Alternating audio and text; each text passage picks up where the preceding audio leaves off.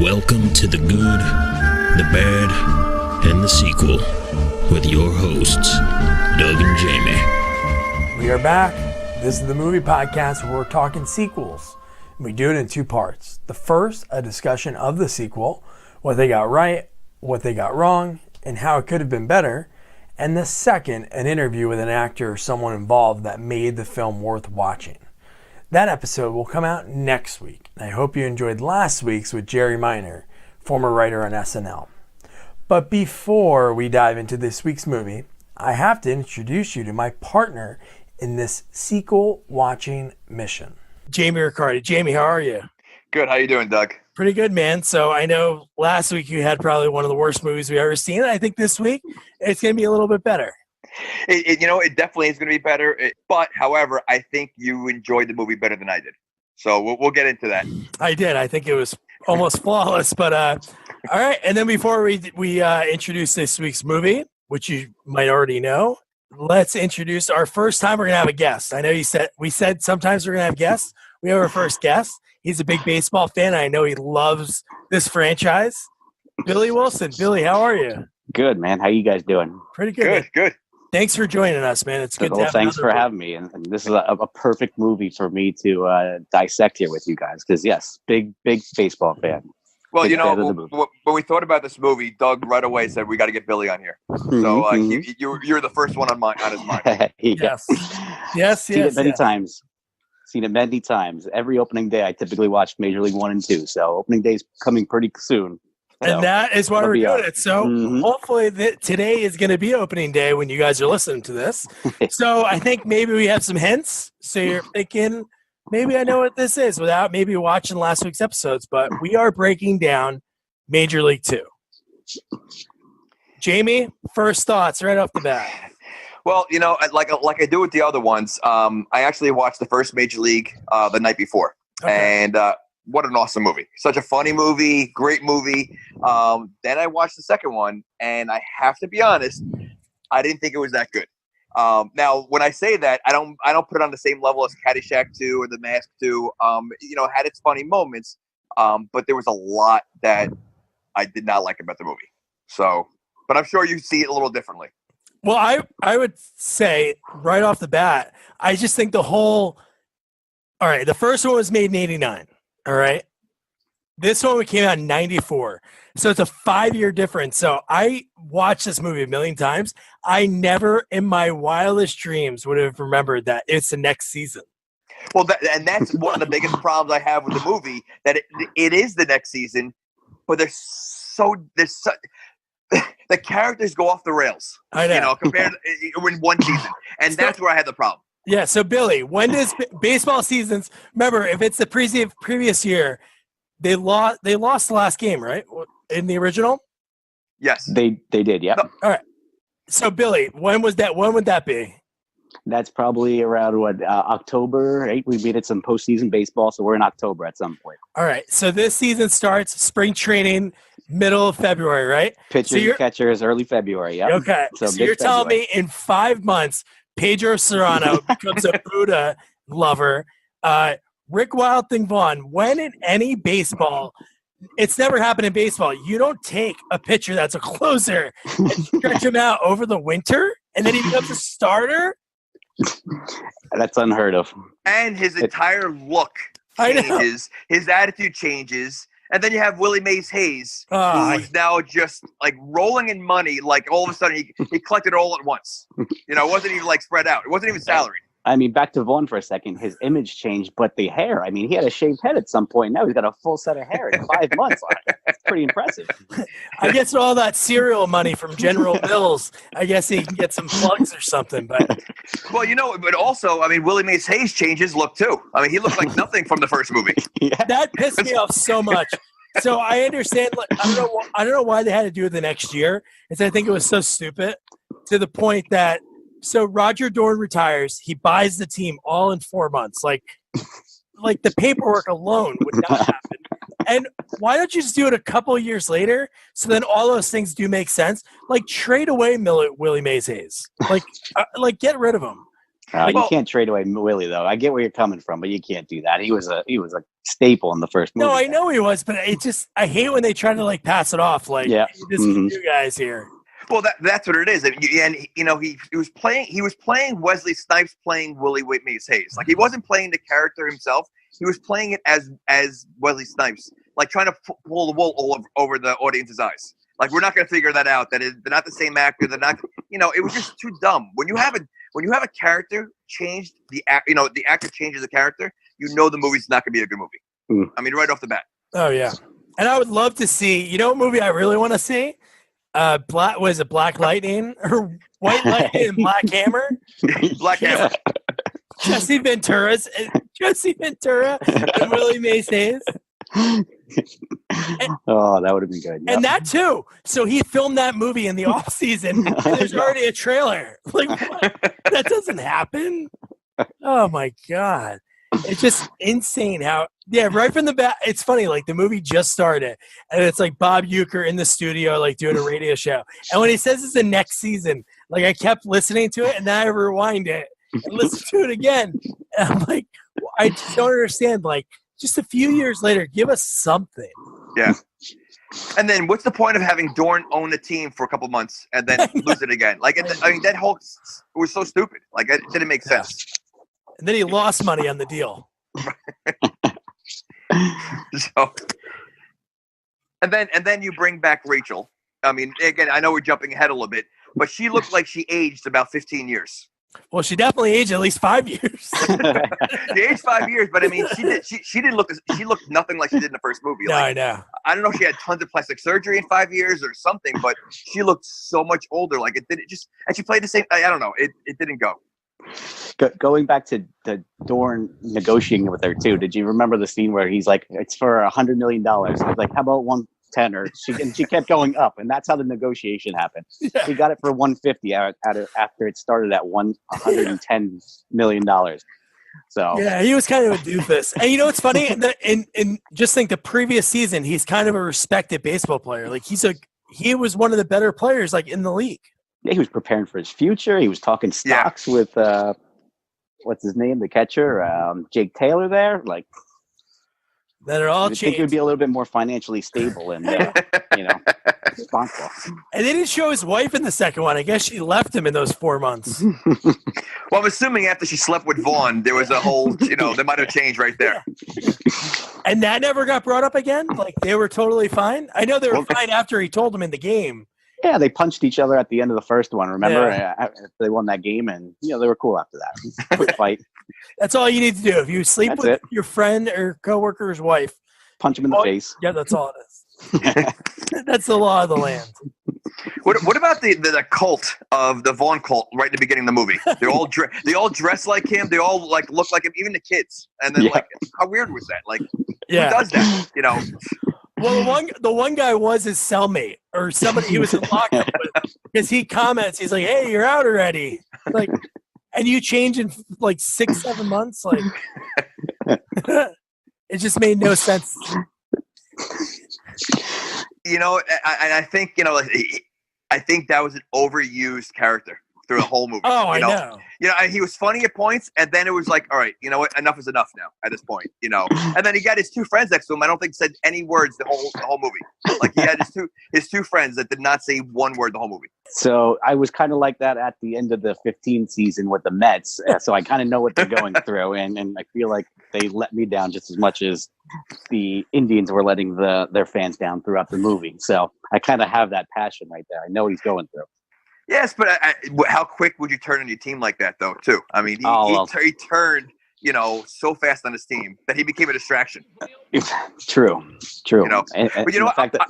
Yeah, go ahead. No, I was going to say the fact that he had seats right above the bleachers there, right outside the outfield, above the entrance where people walk onto the stadium. I mean, he had front row seats there. He must have spent a lot of money on those tickets all year long. I wonder what he does for a living. He seems like a pretty unhinged character. But he maybe could be a lawyer. Yeah, but doesn't he play that same character in every movie, though? He's always unhinged. Yeah. Yeah, no, I guess he always is, right? He looked like a Cousin Eddie. He was like a Cousin Eddie. I was about to say he may have pulled up with his trailer there and just kind of living outside the stadium. Something we forgot. When they all arrived at spring training, they all came in nice cars and everything else. Do you remember how Jake showed up? He came in a cab. Oh, They're all like rolling in money somehow, and he comes in a cab. Like, what was that? I think he has not only money trouble. I think he has a drug problem. Because he always looks like shit. He can barely walk. I know he has bad knees, but he walks like he's 50 years old. One of my favorite scenes, actually, as they roll up, is Willie Mays Hayes getting out of the Rolls Royce there with 10 other people as entourage. Yeah. I mean, that sets the tone right there. Just me starting to laugh at some stupid comedy. They are our center fielder. And then we get introduced back into the man, Lou Brown, pretty much ripping all the players on the team, sort of, and Willie Mays Hayes. Because Willie Mays this year, in 4 or 5 months, now he's going to be a home run hitter. He bulked up, yeah.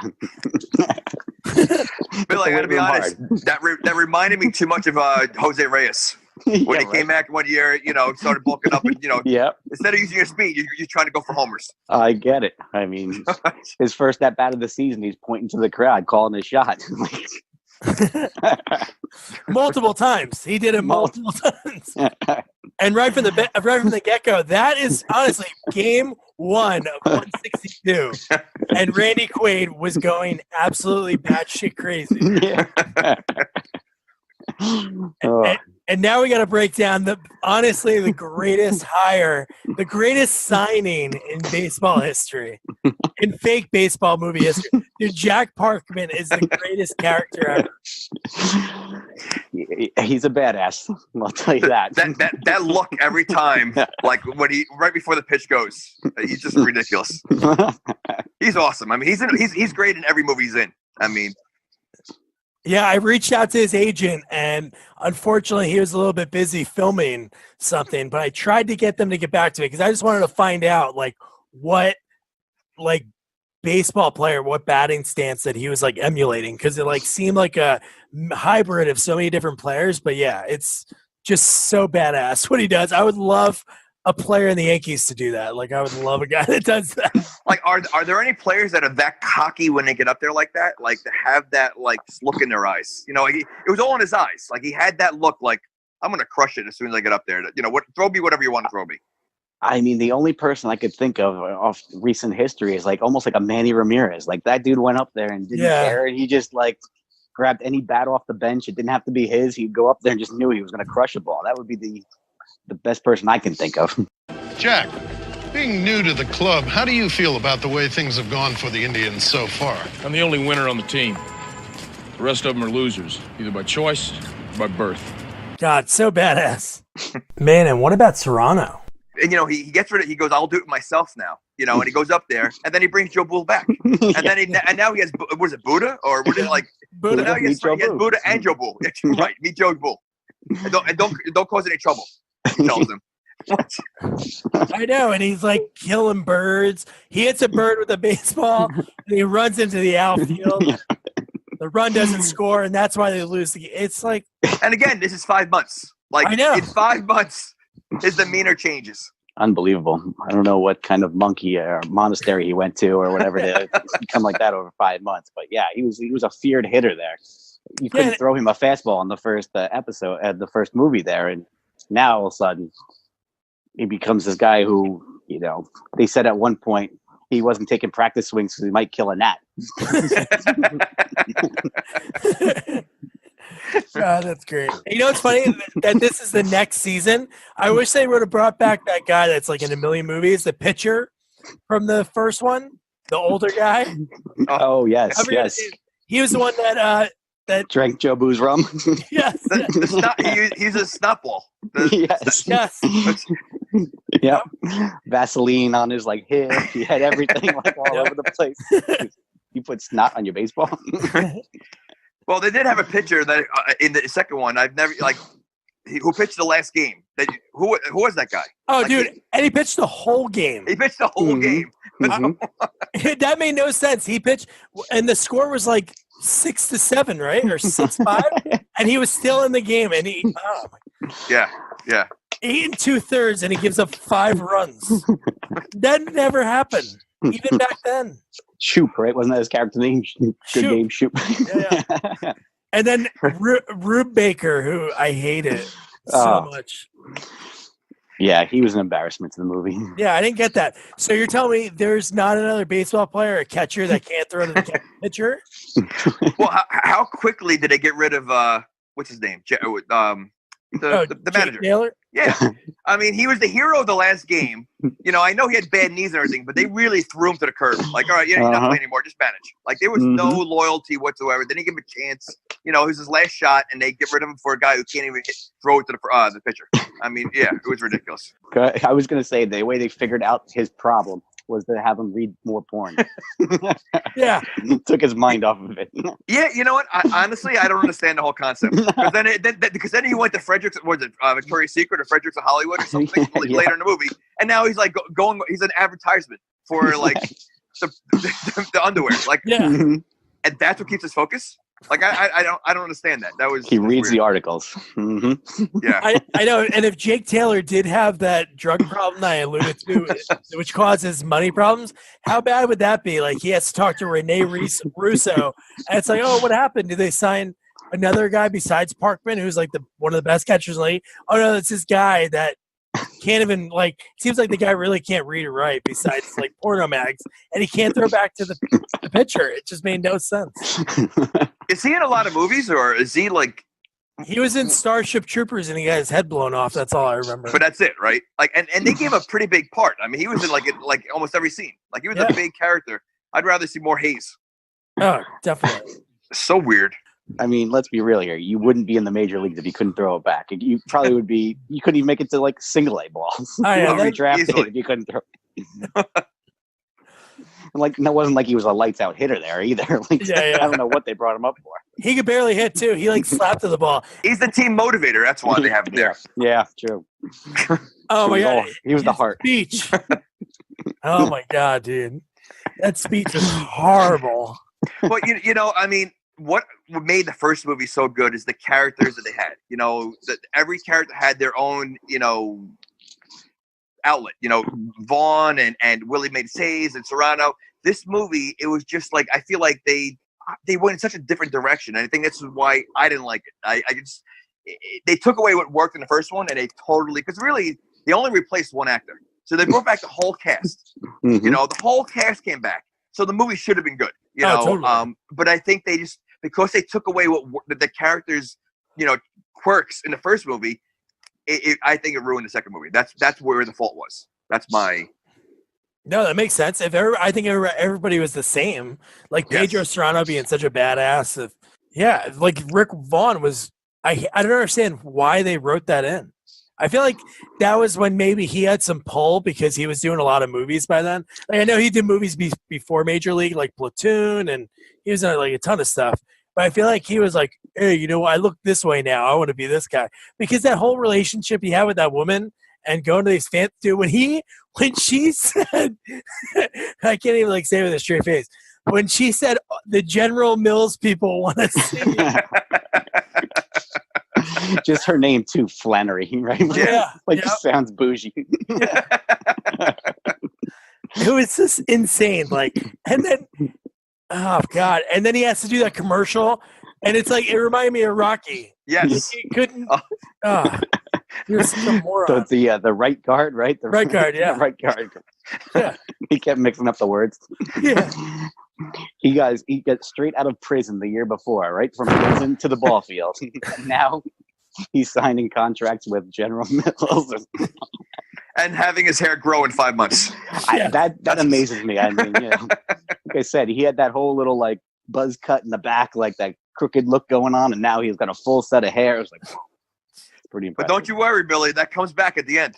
Yeah, well, you know that haircut comes back. So does this 102 mile per hour fastball somehow. We just found that out of nowhere. Yeah, that made no sense. Well, the fact that he lost it to begin with, I mean, that was the only pitch he had in the first movie. I mean, 5 and months. he was lights out. Yeah, in 5 months he loses it, and he can't pitch anymore. I mean, did they think about Tommy John surgery? Did they think about any of the put him on the disabled list? No, they threw him in the bullpen. I feel like we're at the part now that Corbin Burnson is sitting there with the guy that was actually able to interview. It was his first movie. He was the accountant, Jason Kravits. Ah, nice. And so his line when I interviewed him, he talked about it. And he was talking about all he said was 2 months. 2 months is all you have left to operate the team. And then the next scene right after that is when the whole stadium has all the worst sponsors in the world. Yes. I should have went back and write some of them down, but I feel like they were some of the worst fake business ever. I can't think of anyone except for the bail bondsman one. Yes, the bail bondsman. Off the bail bondsman. Oh my god, dude! A bail bondsman at a Major League Baseball stadium.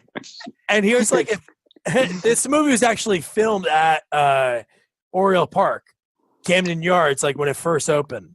Was it really? Yeah. So everything was filmed in Baltimore. So everything. That's why they do a lot of close-up shots. And in some of the far shots, you could see those brown buildings in the back. They filmed there on off days. That's what he told me. And was the first one filmed there too, or no? Do you know? I think it might have been filmed in Cleveland. They just said for some reason the timing didn't work out. I thought I heard Detroit. Oh, okay. Possibly Detroit for the first one, but I wasn't sure. I don't even remember where I heard that from. Yeah, and here it was really cool, the story that he told me. Jason Kravits, the actor, it was his first movie he ever worked on. He only did mostly theater, and he actually did a PBS after school special kind of show for a season. But here's a little story that he told me about him, because he only worked with Corbin Burnson, it was just them two on a scene together. But it was a big deal, and Corbin was goofy and somewhat silly. He was making faces at me from off camera. He thought, oh, really? That's awesome. He didn't know it was my first movie, so I guess he felt like he didn't see my nerves. And then right after that, he was he was running late, so the guy in a valet parking lot let him sit in his chair to do the interview, which is pretty awesome. But yeah, so then right after that, he had to sell the stadium, basically sell all the ad space. And then it just got really hokey. Lou Brown, who is the best character in the whole thing. It's right around then I think he develops his heart condition. Yes. Well, first they trade Parkman, right? I mean, because of the money situation. Yes. Unfortunately, we lose our best bat in the lineup. Is this before the Japanese guy? No, Japanese guy that's the trade. Okay. Yeah. Yep. They release Parkman and they pick up. They didn't get nothing. They got the Japanese. What's his name? Hiroshi Kamikaze Tanaka or something. Tanaka. Tanaka. Tanaka. Who, we're jumping ahead a little bit, but he makes probably the greatest catch in baseball history to cap off their winning streak to win the division. They end up winning the division, right? They do. Yeah. So they won the division, and he runs, he jumps on the fence, stands up, and catches the ball. Well, when he made a couple of great catches, because he made that one, but he also made the catch where he goes into the wall falls on top of him, and he punches right through it. Yes. There's that one, the hat one, right? He takes his hat. He does a little Michael Jackson. He does a Michael Jackson. It's a pretty. I wonder if he got a Gold Glove for those catches there. I mean, that's pretty impressive. And let's not forget, he's the reason why Serrano started hitting again. Well, yeah. I mean, without him, Serrano's still catching butterflies. He called out his manhood pretty much. Yeah, he did. And he's a great. If you think about it, the catches he's made, he goes down in history. Did we ever see him hit? Did he ever hit? I think he hit in the last game. He got a base hit in the last game. Yeah, okay. I believe so. I believe he had an RBI in that game too. Drove in a run. Yep. And then if you remember, we're not going to cover this movie, but in the next sequel, Back to the Minors, he runs a mini golf course, and then he comes out of retirement to play for a minor league team. So that movie is just far and away even more insane because they're taking spots that that can be used to help develop players, see what you got, to guys that are probably in their 40s. Did they all? You know what? I don't even remember that one. Did they all come back, or No, Some of them do. a couple. do they replace like they did with Willie Mays Hayes and just put different actors in their characters? No. No, Okay. no. I think Rube Baker was actually one of the main. Right? Am I mistaken? Yeah, no, I think Rube was actually like the star of that one. So that Yeah. just tells you. No, He was- well, they had the hunky lead of Scott Bakula. Yes, that's true.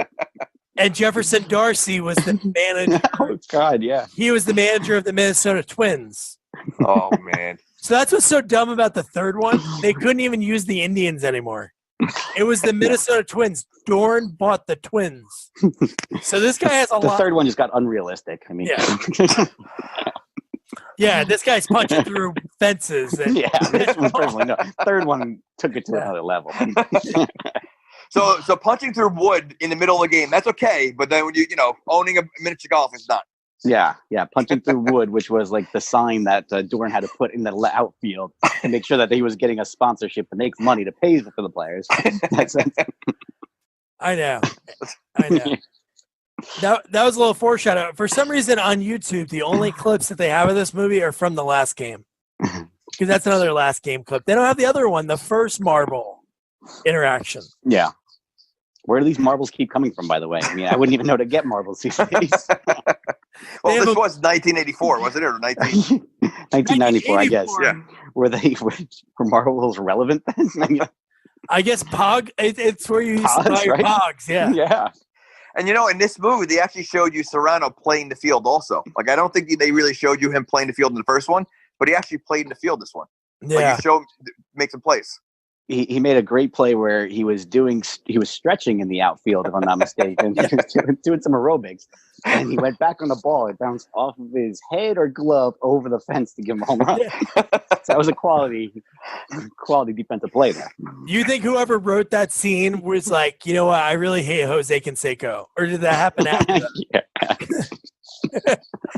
Pretty much. They laughed so hard at the real deal that they had to put it into the movie. All right, so I think we're at the part that the season turns around. Lou Brown has a heart attack. He has a heart attack after Rachel buys the team back, right? No, before. Wasn't it before? I think it was, or it was right. I think it was like she bought the team back, and he was like, Only personnel can come in here, and yeah, yeah, you're right. And then, like, right after that, he had that heart attack because he was talking. This is the famous line from this movie. Has another famous line from it is, "We won yesterday. If we win today, that's called a winning streak."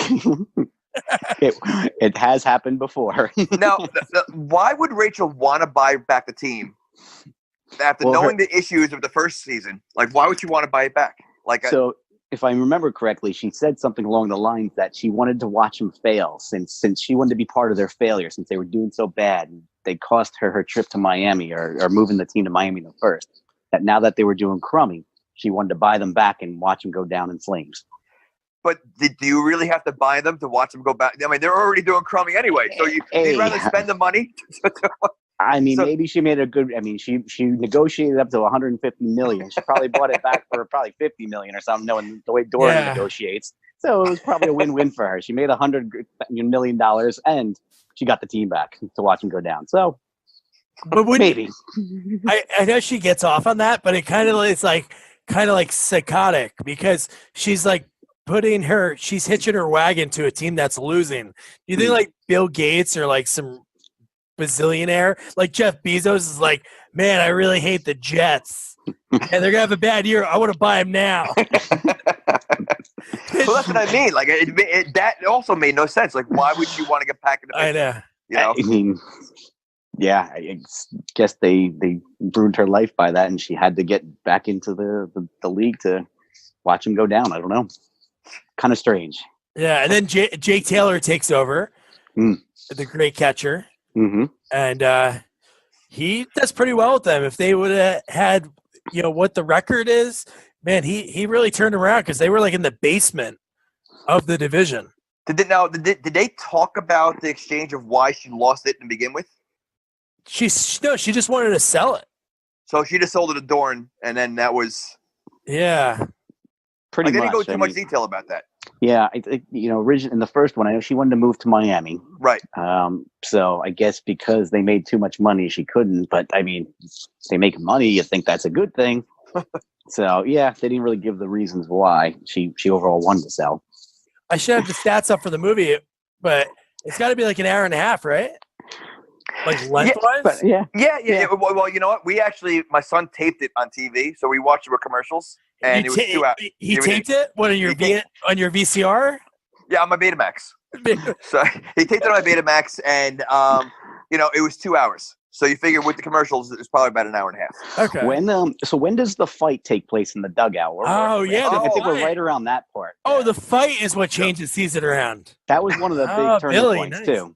But that was one of. I like that scene a lot. That was awesome. That was awesome. Oh yeah, he's like, "What are you limping from your stunt career?" Yeah, I mean, and Bob Uecker again comes in clutch with the commentary after he's like passed out drunk. Monty has to wake him up to show him that they're fighting. Because I don't know, Monty. Vaughn's left is hanging a little low. Could cost him in the later rounds. Oh my god, dude, he's the best. So yeah, I think that's another key turning point to the season there. I think that was it. I think that's exactly when it happened. Mm-hmm. Like from there on out is when everything changed. Well, nothing bonds people more than a good fight. We already established that in the end of the first one there. I mean, cheat on your wife, just punch the guy in the face and you're good. And it's all over. Yeah, it's good. Yeah. So the season turned around right there. Everything changed. They all came together. They went on a winning streak. Rick started seeing that girl with, oh my God, dude, the troubled kids. The troubled kids. What was that? It took a serious note a little bit. He's got this old girlfriend there. He got his kids. He's a nice guy. Like it just took him out of the whole mix. I mean, before you even go to the troubled kids, I want to go back to the fight. What's his name? What's the catcher's name when he got hurt? Rube Baker. I thought they were going to throw the manager in and to start playing it again. I thought they were going to say. That's what I thought was going to happen when I first saw the movie. I'm like, you know what? This is great. Throw him in there. He gets his second shot again. I thought that would have made a better storyline. But we got something better. Roger Dorn came out of retirement.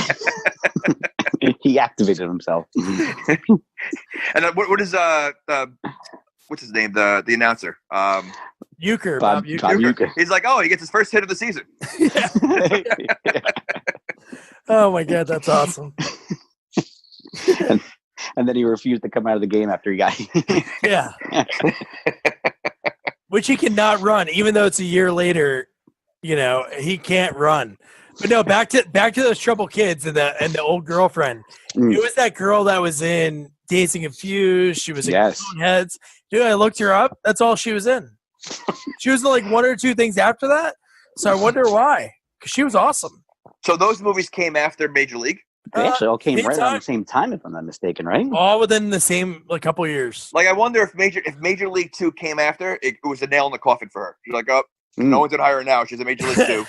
No, I think Dazed and Confused was 93, so that might. Yeah. I think it's a year after. And then Coneheads was dude. Coneheads was like right around the same time. Mm-hmm. Oh. Coneheads was 93. Yeah. That's another between that and Joe Dirt. I'm sure you love them both, but I can't. Jamie, Joe Dirt did have a sequel. That was did it really? Yeah. Could we do the first Joe Dirt instead? Joe Dirt 2 was watching the first one again. The same jokes, it was crazy. It was David Spade too? Yeah, he's in it. Yeah. Oh my God. What else is he doing? What do you mean? Oh, Grown Ups 1 and 2. Yeah. Oh my God.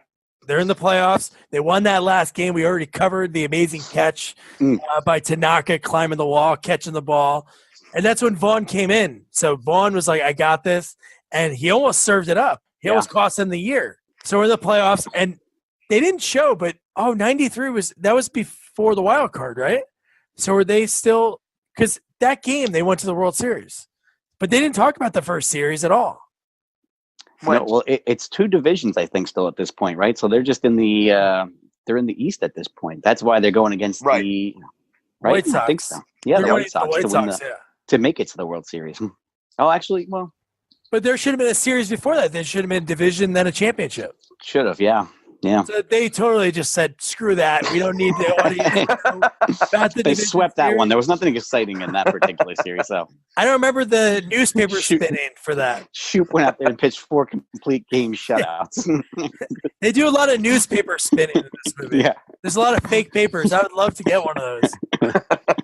But yeah, so then they're up 3-0 on the White Sox. Mm. 3-0. They have it in the bag pretty much, and then they blow it. They show a little bit of them blowing each game. But Well, Parkman kind of Rachel goes on fire. Phelps. Yeah, Rachel Phelps comes in and kind of jinxes them, if you remember. Yeah, she starts talking about how bad they are and this, and she kind of puts a little. Well, she goes in there like she tried to go in there pretending to be all humble, like but she's giving everybody their faults, and they totally mess with them. Mm-hmm. And she kind of sexually assaults Rube. He didn't know what to do. I know. He ran and hid. She does that in the first movie too with Wesley Snipes? Oh no, Serrano. Pedro Serrano's jockstrap. Yep. She plays her jockstrap. Yeah. But yeah, and then they go on a massive losing streak. Parkman goes off. Mm-hmm. I know they obviously we mentioned how it ended already, but he's got to be the ALCS MVP on the losing team. That guy goes off. He is unbelievable. Yeah, he runs over Rube Baker at home to win one of the games there. Yeah. And the train on the track when the train's coming through kind of thing, and plows him over. I mean, that's baseball. That's Pete Rose baseball right there. Yeah.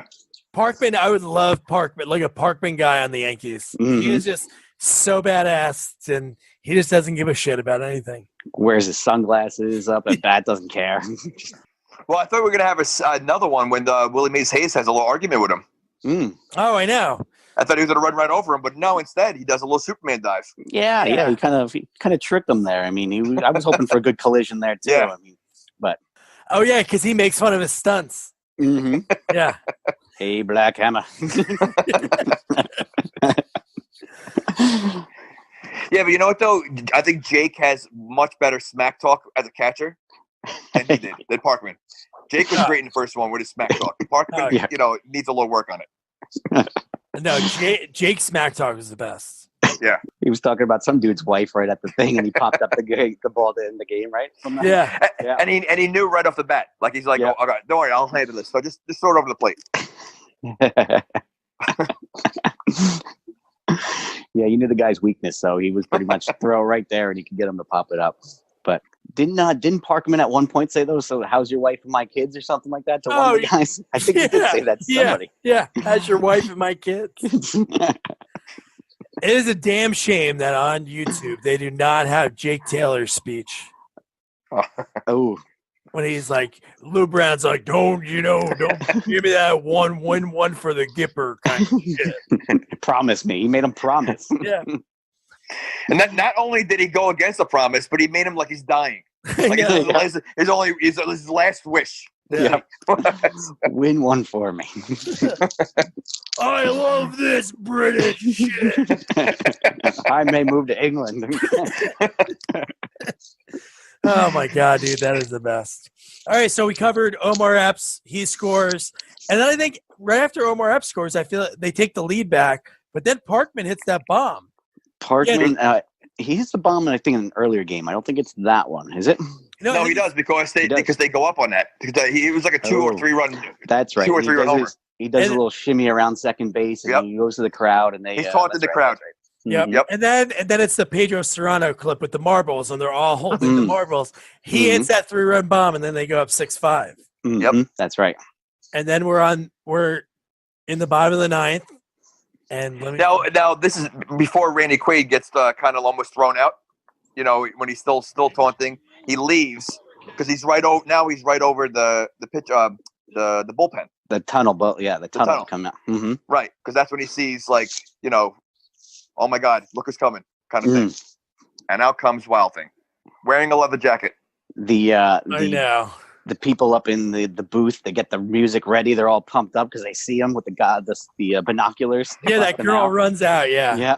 All right, so here's the final. Jake Taylor goes out. He takes out Shoop, who's pitched 8 2/3 innings, giving up 5 runs. The guy's probably throwing 160 pitches. He's gassed. He's also pitched in 162 games. I know, and he's Yeah. and he's a lefty, so Single-handedly got him there. yeah. So He's probably the MVP of this series. that right is there. true. Yeah. He is the MVP of the league. He's the only guy to go out there for every. Then why wouldn't they introduce another pitcher, like another character? Well, they traded the guy that got the Joe Boo's rum there, so he couldn't be in it anymore. I mean, he got let go in free agent. He probably died. Yeah, concussion from the bat to the back of the head. Yes. All right, so Jake's out there, and Rube doesn't know who he's going to call for because obviously towards the end of the season, even though they were winning, Rick. Pretty fresh bullpen. They had all arms available. Oh yeah. All it took was the leather jacket. She can't see the hair. She can't see the haircut from there. So all it took is the leather jacket. Now she knows he's back. And wait, is her job just to look out for him with binoculars? Because why would she have her binoculars ready the whole time? She's always looking out. Like it's coming out from the bullpen. That was so ridiculous.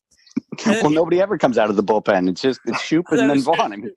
And then here's the biggest Fairweather fan ever, this douchebag. And so his buddy, he was a jerk, and somehow he bought different seats for the rest of the season. I thought at one point he was going to have a wild pitch and hit him right in the head. After all the taunting the whole time at Charlie Sheen, I figured he would have thrown the ball at him. At some point, yeah. At some point, like some kind of, I think they've done that in some other movie. Oh, I'm sure. And here's the most ridiculous thing. So he comes in. It's first and second, right? I'm guessing it's first. It's second and third. Second and third. The guy just hit a double. Yep. Yeah. So you're thinking, oh my God, this is it. You go attack this guy, and your manager says, I can understand like pitching around the first guy, maybe, but you have Jack Parkman, the guy who's probably has 7 or 8 home runs in this series. He kind of owns you like all time, Yeah. All the way from spring training, the Terminator. He was just rocking out of the park. Or the, what were the other pitches that he had? I can't remember them. The Eliminator, the Terminator. Yeah. And then the other one was, Masturbator. The Masturbator. I'm working on another one, a knuckleball slider hybrid. Yeah. Like, okay, dude. You threw one pitch, dude. Come on. In 5 months, he developed all those pitches, so don't forget. Did that even work? And none of them worked. No. Oh, the first inning not one of them. The first inning of the first game, when he struck out the side, they worked. Yep. On 9 straight pitches. Yeah, Billy, you're right. How does he have all that time and get General Mills contracts? I mean, he cleans up his image, and he's working on 4 different pitches. It's just crazy. I'd be curious to see how much they each actor made for this movie, like salary-wise, compared because it's only 5 years later. I mean, I don't think they were blowing up yet. Like, outside of Charlie Sheen. I love Euchre's line there when he goes, he walks back to get the Parkman. Obviously, he's thinking, I don't know what the heck he's thinking. Everyone knows that this is the stupidest move in the world. And then I think Billy mentioned it before, the Rube Baker, you were talking about catchers talking smack. Here's the ultimate smack talk. Butthead. So Vaughn does have secret powers, though. He does. Special powers. I mean, when he puts those glasses on, his fastball goes from 82 or whatever it was up to 100 miles per hour. So I know. Pretty impressive. Well, his last one was 102. Yeah. That's all he needed to do the whole season was just put the glasses with the skull and crossbones back on it, and he would have been fine. So do you think he was wearing contacts the whole year? I don't know. I mean, that was his whole problem in the first one, and he gets away from it. Well, he's like Stallone and Over the Top. All you do is turn the hat around, and you can start, beating guys. That's true. 3 times the size. So special powers. Yeah. All right. So they won it all. They are the champions, and that's it. I think it ends right after that, right? They never They never give the fans the satisfaction of knowing if they won the World Series or not, right? They had all those newspaper spins. They easily could have had a newspaper spin at the end. Mm-hmm. Oh, that'd be a great ending too. Newspaper spinning. It's like Cleveland wins the pennant. Cleveland wins the pennant, and then the next one says like Lou Brown, okay, and then just Rachel Phelps commits suicide. For a second. I was gonna say Jake Taylor, but no, I guess he won. It's okay. Yeah. All right, guys. So that was Major League 2. I think right off the bat, the easiest way that this movie could have been better is just, I think, making it realistic, like time gap wise, and like just changing the characters. Like if they would have, I know Wesley Snipes and Willie Mays Hayes was such a great character, but I don't know, just throwing in Omar Epps and like trying to like trick us that it was the same thing. They did great. Parkman was amazing, but I think making Serrano a pussy and Rick changing into a pussy, like everybody changed. They got so mild. Look at like a franchise like Police Academy. Each character played the same character in each movie. They had different storylines and everything else, but it worked. Like if you change any of those characters, the movies wouldn't have worked. So I think I 100% agree with you. If you kept the characters as they were and just built a storyline around them, it would have been 10 times better. Yeah, I'll agree. I mean, you know, what I loved about the first one was Rick Vaughn. I mean, the wild thing. Everyone wants to throw 100 miles per hour. Sometimes you're wild, sometimes you're not. You're knocking off the batting practice dummy heads and stuff. I mean, that was it. And then he comes in with this clean-cut image. It's like, who is this guy? And he let down his fans as he pulled up in the opening scene. They were like, who is this guy? I mean, so right then and there is a one big thing that was kind of a turn-off off the gap. Rube Baker, his character, he's got to go. Yeah, I mean, true. This guy is so unrealistic. A person that can't throw the ball back to the pitcher should not be in the major leagues. I know. All right. He It's not didn't like bring he had anything to the table. It's not like he had a sick bat. Like if the guy was dropping bombs and you could pop him at like DH or something, but yeah, that's so true. I hated that guy too. No, and you know what? You're right, Billy. Charlie Sheen was one of the main characters in the first movie. He was like a completely different character in the second movie. You know, it took away the whole feel of him. No, that definitely makes a lot of sense. I think overall, this movie was successful because it did make money. So I just think those changes, I think right from the bat for fans that saw the trailers, you know, you got to think trailers were such a big thing back then, you know? You'd see the trailer either like, you know, before a movie when you're at the movie theater, or sometimes they had trailers like at the video store. So this movie right from the get-go, you're like, oh man, Rick Vaughn, I love the way he was. And it's like, who's this guy? So I'm sure they showed clips of the Right Guard commercial of him not being able to say. And why did they make him say those large words for a friggin' deodorant commercial? Yeah. Here's deodorant, put this on, and that's it. Well, you know, I think another thing also what made the movie better was the first movie had a storyline. You know, it had a heart at it. You know, you had this old time catcher who has got one last shot, you know, and it kind of built around that. Here, what's the storyline? You know, there really is no storyline at all. Like there was no heart and outside of the troubled kids. You know, there was nothing, you know, there's no storyline with it. So I think that was also what made a big difference in the first one. Yeah. And I know we're just talking about the sequel, but then you bring up like Jake Taylor in the first one. You know what scene really pissed me off was remember when he goes up to Rene Russo's apartment, just like dating that other guy. And that guy, all the rich people were like, baseball player. Like, dude, this guy's a baseball player. He's amazing. Yeah. I know baseball players didn't make a ton back then, but he was probably still making 100, 200. There was that one woman that was kind of like into him. Yeah. That's true. Right in front of her husband, too. Like, you know, so. He probably could have hit that, right? All right, great. So that was Major League 2. We'll go with our guest first. Billy, would you recommend this movie? You know what? I would have to recommend this movie. I mean, again, all the flaws of it, just because of Bob Uecker's quotes. I mean, I was constantly laughing during it. So to go into it, like we're saying, if you're looking for a good storyline, unfortunately, you're not going to get it. But if you're looking for some mindless entertainment to kind of throw on, it's definitely a movie that you should check out. Jamie?